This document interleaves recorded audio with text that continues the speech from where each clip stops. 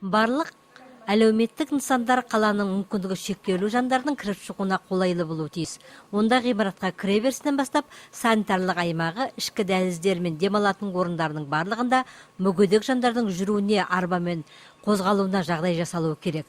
Бұл әрбір әлеуметтік нысанның төлқұжатында көрсетілген. Қалада осындай 50 әлеуметтік нысан анықталған. Қазіргі таңда олардың 39-ында мүмкіндік шектеулі жандарға қолайлы болу мүмкіндіктерін қарастырылатын төлқұжаттар бар. На сегодняшний день составлены паспорта доступности на 39 объектов. Қазір күні тиімділік паспортын 39 әлеуметтік нысан алған. Биылғы жылы тағы 2 нысан төлқұжат алатын болады. Мұнда мүмкіндігі шектеулі жандар үшін нысанның қаншалықты қолайлы екендігі көрсетіледі.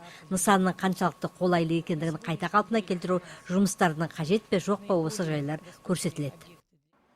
Осы аптада қалалық әкімшілікте қала әкімінің орынбасары Шолпан Мырзақасымованың төрағалығымен өткен мәжілісте осы мәселе талқыға түсті. Оған қаладағы 50 әлеуметтік нысанның басшылары жиналды. Олар нысандардың мүгедек жандарға қаншалықты қолайлы жағдайы бар, қаншасына қайта жөндеу қажет екендігі талқыға салынды. Қала әкімінің орынбасары төрағалығымен өткен мәжілістің қорытындысы бойынша әлеуметтік нысандарды 2015 жылдың аяғы мен 2016 жылы толық заң талаптарына сай ету тапсырылды. 2015 жылдың 1 қаңтарынан еліміздің әкімшілік кодексіне жаңа бап енгізілді. Егер әлеуметтік нысандар мүгедек жандардың жүріп тұруына жағдай жасамаса, нысанның басшысына 50 және 150 айлық есептік көрсеткіш есебінде айыппұл салынады.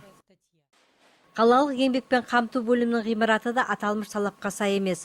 Мұнда да мүмкіндігі шектеулі жандардың кіріп шығатын орындары пандусы қаралмаған.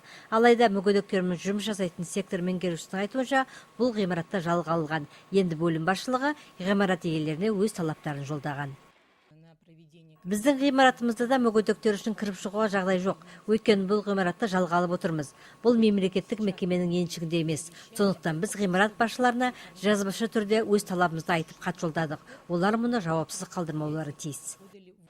Халыққа қызмет көрсету орталығының номері 1 бөлімі ғимаратын жуырда ағымдағы жөндеу барысында мүмкіндігі шектеулі жандар үшін барлық жағдай жасалып, талапқа сай пандустар орнатты. Сонымен қатар орталық аурухана басшылығы да ғимарат алдында мүгедектердің кіріп шығуына қолайлы жолдарды жасаған.